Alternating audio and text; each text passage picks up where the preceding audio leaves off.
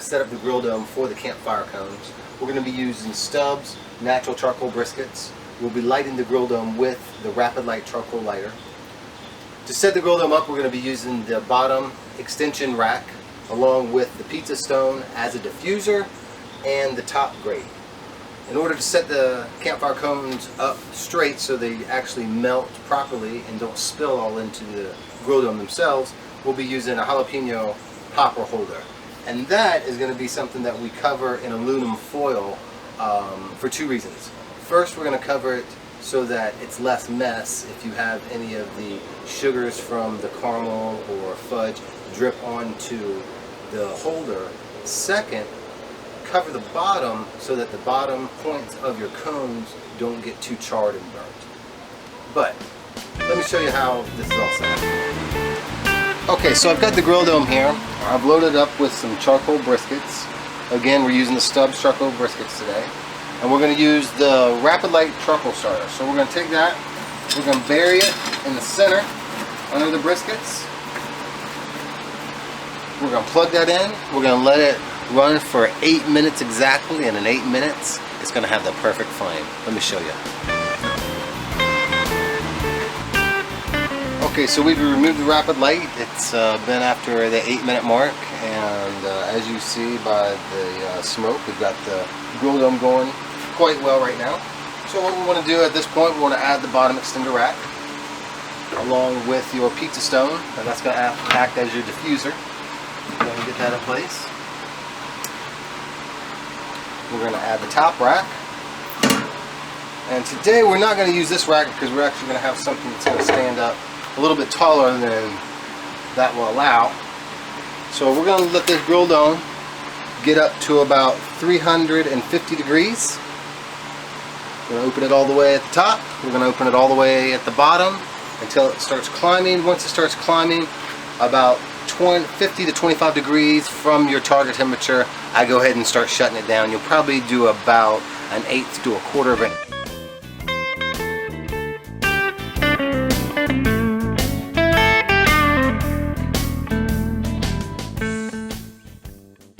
Okay, with the jalapeno popper holder, we're going to take a good piece of aluminum foil, spread that out, put your jalapeno holder in the center, wrap it around like so.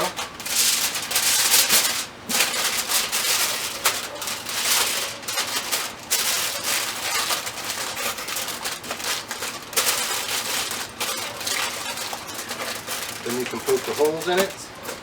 Might be a little bit easier with the cones, but you also have the bottom covered so that when the heat comes up, it does not damage the bottom of the cone, but it comes around and you get all the heat at the top of the cone while the bottom is protected, and you'll find that you'll get a much more quality product this way. Okay, welcome back. We've got some great items here to put into the s'mores cones, but we're going to do a little bit more than just s'mores cones today. I'm going to show you how to do 6 great flavors of cone-like s'mores, but they're going to have some different ingredients. Let me show you what they are. First, we're going to have marshmallows. We're going to have chocolate chips, butterscotch chips, we have white chocolate chips, along with almond slivers, a little bit of dried cranberries, marshmallow fluff, hot fudge and caramel, along with strawberry preserves and apricot preserves, and you can't forget the sprinkles and the whipped cream. They're going to be for a little bit later, but let me show you how to make those cones now. Okay, so we're going to start with our jalapeno holder. Now I've already covered this, like I said previously, with aluminum foil. We've made the holes. You take a sugar cone, and for the s'mores cone, you want to drop just a couple chips in the bottom. And what that's going to do, it's going to seal up the bottom so nothing leaks out of this. Place that in the center. We're going to add some marshmallows, some more chocolate chips,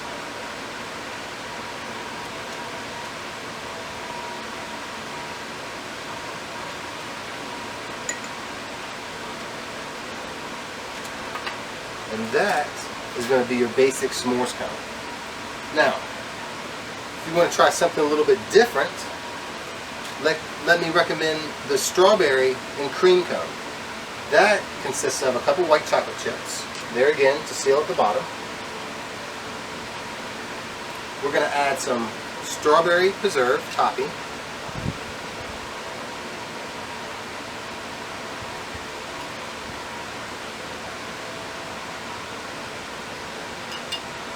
Marshmallows.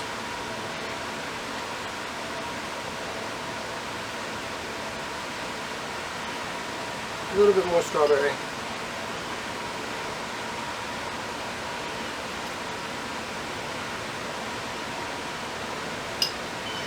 And then we're going to top it off with some white chocolate chips. Now, this is a great one if you have those non-chocolate lovers in your family. Or someone that just really likes fruit. The next one we're going to do is a butterscotch cone. We're going to start with butterscotch chips. This time, instead of the marshmallows though, we're going to use marshmallow fluff.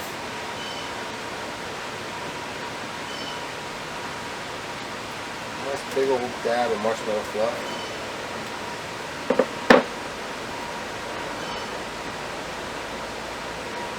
Put it down in a cone.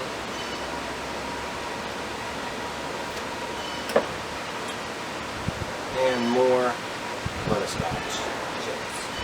And this is where you can really load it up.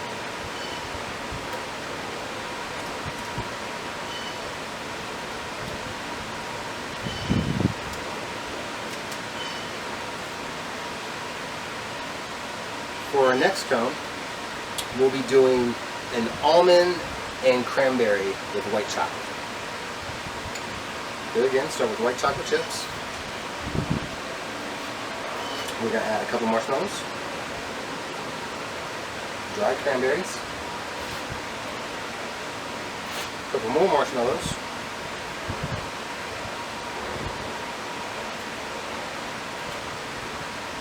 some almonds, and a couple more white chocolate chips.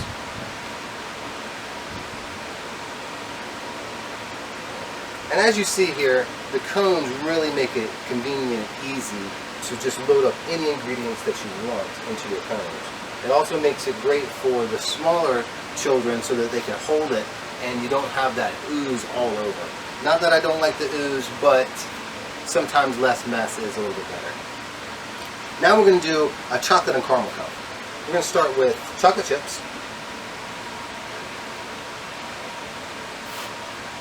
marshmallows,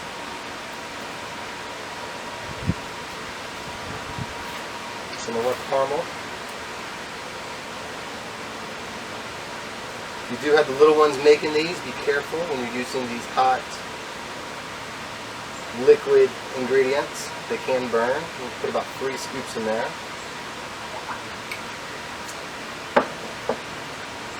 We'll come back with some more chocolate.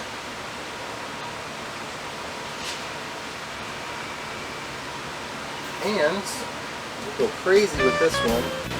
Just a little. Okay, for our last cone, we're going to take some chocolate chips, white chocolate chips,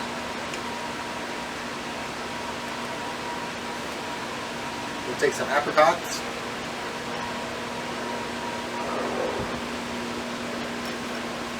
a little marshmallow fluff,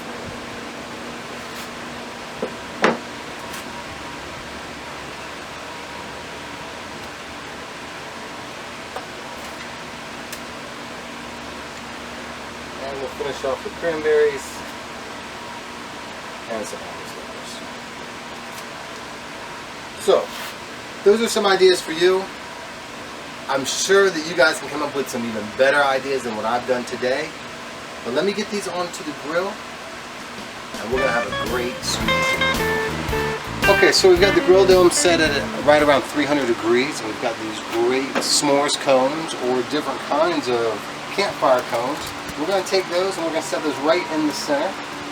We're going to shut down the grill dome.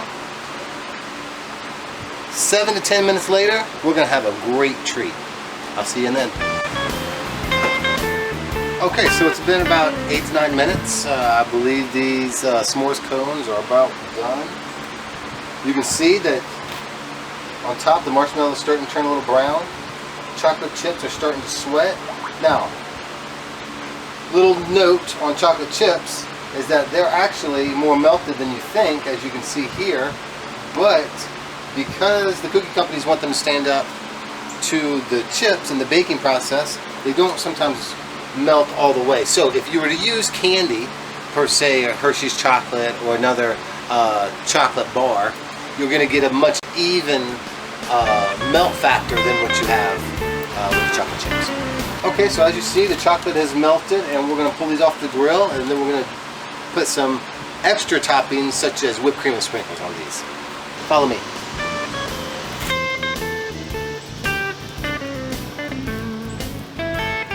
Okay, so we're going to take some heavy whipping cream and give it a good shake. We're going to take one of our cones. We'll start with the s'mores cone. We're going to add a little bit of whipped cream to that. We're going to take, we thought we were not going to use the sprinkles, but we are. And we're going to sprinkle those sprinkles right on that. And if you know a kid that wouldn't eat that, don't send them here, because this is going to be awesome. So, these are the s'mores cones, campfire cones, etc. They're a wonderful treat. I hope you guys enjoy as much as you'll be enjoying them here. Thanks, and remember, here at the Den, it's always time to barbecue.